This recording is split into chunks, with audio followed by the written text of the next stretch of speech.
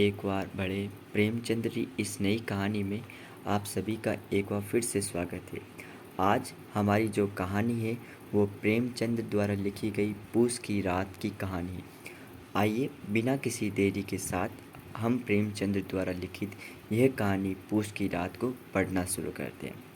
हल्कू ने आकर अपनी बीवी से कहा, सहना आया है, लाओ जो रुपए रखे हैं उसे दे दो, किसी तरह गर्दन तो छूटे। मुन्नी बहू झाड़ू लगा रही थी, पीछे फिर कर बोली, 3 ही तो रुपए हैं, दे दूँ तो कंबल कहाँ से आएगा? माघ पूस की रात खेत में कैसे कटेगी? उससे कह दो 2 फसल पर रुपए देंगे, अभी नहीं है। हल्कू थोड़ी देर चुप खड़ा रहा और अपने दिल में सोचता रहा, पूस सर पर आ गया है, बगैर कंबल के खेत के रात को वो किसी तरह सो ही नहीं सकता। मगर सहना मानेगा नहीं, दुड़कियाँ देगा। ये सोचता हुआ वह अपना भारी जिस्म लिए हुए, जो उसके नाम को गलत साबित कर रहा था, अपनी बीवी के पास गया और खुशामद कर के बोला, ला दे दे, गर्दन तो किसी तरह से बचे, कंबल के लिए कोई दूसरी तदबीर सोचूंगा। मुन्नी उसके पास से दूर हट गई और आंखें टेढ़ी करती हुई बोली, कर चुके दूसरी तदबीर, जरा सुनो कौन तदबीर करोगे? कौन कंबल खैरात में दे देगा? न जाने कितना रुपया बाकी है जो किसी तरह अदा ही नहीं होता। मैं कहती हूँ तुम खेती क्यों नहीं छोड़ देते? मर मर कर काम करो, पैदावार हो तो उससे कर्जा अदा करो। चलो छुट्टी हुई, कर्जा अदा करने के लिए तो हम पैदा ही हुए हैं। ऐसी खेती से बाज आए, मैं रुपए न दूंगी न दूंगी। हल्कू रंजीदा कर बोला, तो क्या गालियाँ खाऊं? मुन्नी ने कहा, गालियाँ क्यों देगा? वह क्या उसका राज है? मगर यह कहने के साथ ही उसकी तनी हुई भवें ढीली पड़ गई। हल्कू की बात में जो दिल दहलाने वाली सदाकत थी, मालूम होता था कि वो उनकी जानिब टटकती बांधे देख रही थी। उसने ताक पर से रुपए उठाए और लाकर हल्कू के हाथ पर रख दिए। फिर बोली, तुम अब खेती छोड़ दो, मजदूरी में सुख की एक रोटी तो खाने को मिलेगी, किसी की धौंस तो न रहेगी। अच्छी खेती है, मजदूरी करके लाओ, वो भी उसमें झोंक दो, उस पर ये धौंस। हल्कू ने रुपए लिए और इस तरह बाहर चला गया। मालूम होता था वो अपना कलेजा निकाल कर देने जा रहा है। उसने एक एक पैसा काट कर 3 रुपये कम्बल के लिए जमा किए थे। वो आज निकले जा रहे थे। एक एक कदम के साथ उसका दिमाग अपनी नादारी के बोझ से दबा जा रहा था। पूस की अंधेरी रात, आसमान पर तारे भी ठिठुरते हुए मालूम होते थे। हल्कू अपने खेत के किनारे ओक पत्तों की एक छतरी के नीचे बांस के खटोले पर अपनी पुरानी गाड़े की चादर ओढ़े हुए कांप रहा था। खटोलों के नीचे उसका साथी कुत्ता जबरा पेट के मुंह पर डाले सर्दी से कू कू कर रहा था। दो में से एक को भी नींद न आती। हल्कू ने घुटने को गर्दन में चिमटाते हुए कहा, क्यों जबरा, जाड़ा लगता है? कहा तो था घर में प्याल पर लेट रहे। तू यहाँ क्या लेने आया था? अब खा सर्दी। मैं क्या करूँ? जानता था मैं हलवा पूरी खाने आ रहा हूँ। दौड़ते दौड़ते हुए आगे चले आए। अब रो अपनी नानी के नाम को। जबरा ने लेटे हुए दुम हिलाई और एक अंगड़ाई लेकर चुप हो गया। शायद वो ये समझ गया था कि उसकी कू कू की आवाज़ से उसकी मालिक को नींद नहीं आ रही है। हल्कू ने हाथ निकालकर जबरा की ठंडी पीठ सहलाते हुए कहा, कल से मेरे साथ न आना, नहीं तो ठंडे हो जाओगे।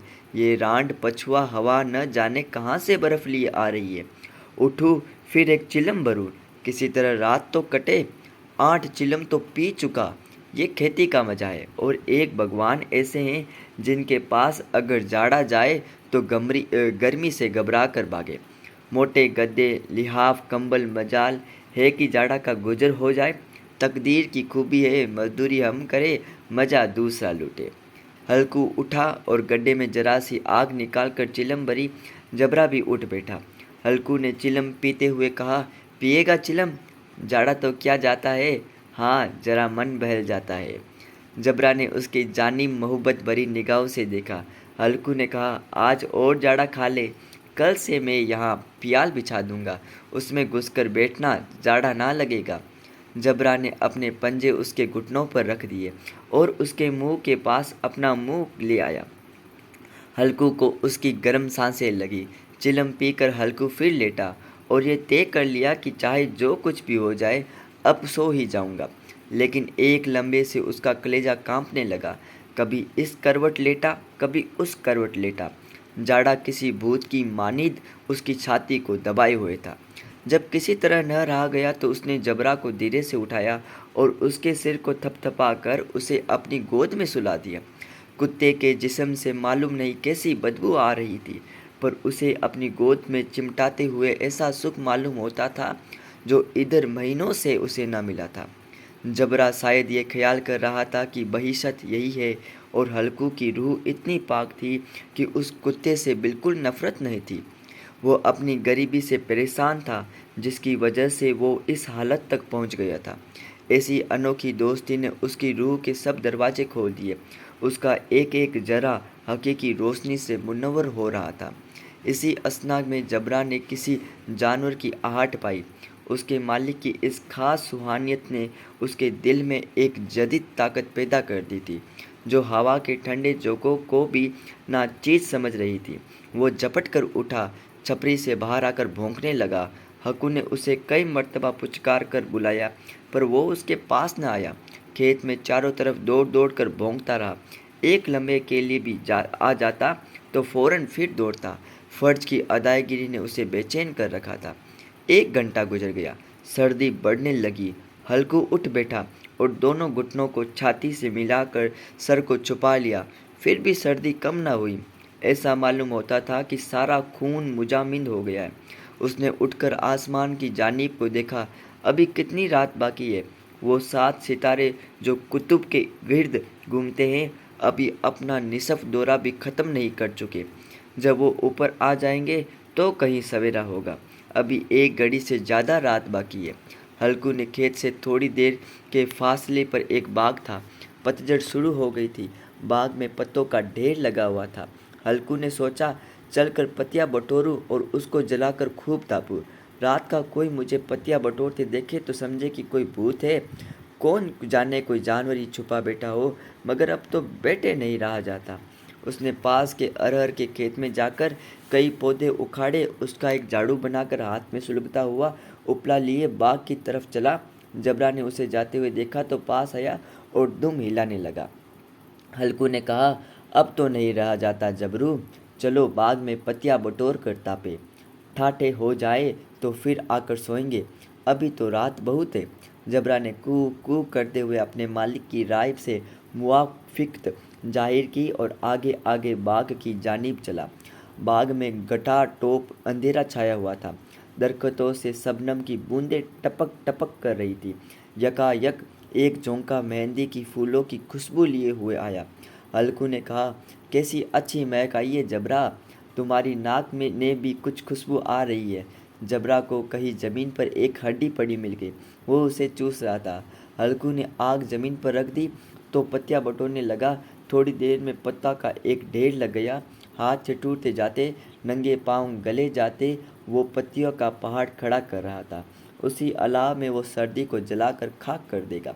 थोड़ी देर में अलाव जल उठा।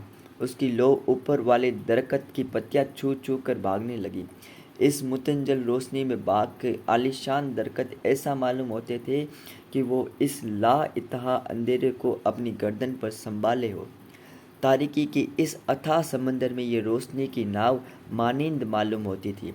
हल्कू अलाव से सामने बैठा हुआ आग ताप रहा था। 1 मिनट में उसने अपनी चादर बगल में दबा दी और दोनों पांव फैला लिए, गोया वो सर्दी को ललकार कर रहा था। तेरे जी में आए वो कर। सर्दी की इस बेपाया पाया ताकत पर फतह पाकर वो खुशी को छुपा ना सकता था। उसने जबरा से कहा, क्यों जबरा, अब तो ठंड नहीं लग रही है? जबरा ने कूं कूं कर गोया कहा, अब क्या ठंड लगती ही रहेगी, पहले ये तदबीर नहीं सूझी, नहीं तो इतनी ठंड क्यों खाते। जबरा ने दुम हिलाई। अच्छा आओ इस अलाव को कूद कर पार करे, देखे कौन निकल जाए। अगर जल गए बच्चा तो मैं दवा ना करूँगा। जबरा ने खौफ जदा निगाहें से अलाव की जानिब देखा। मुन्नी से कल ये ना जड़ देना कि रात ठंड लगी और ताप ताप कर रात काटी, वरना लड़ाई करेगी। ये कहता हुआ वो उछला और उस अलाव के ऊपर से साफ निकल गया। पैरों में जरा सी लिपट लग गई। पर वो कोई बात नहीं थी। जबरा अलाव में के गिर्द घूमकर उसके पास खड़ा हो गया। हल्कू ने कहा, चलो चलो, इसकी सही सही सही नहीं, ऊपर से कूद कर आओ। वो फिर कूदा और अलाव के उस पार आ गया। पत्तियां जल चुकी थी। बागीचे में फिर अंधियारा छा गया था।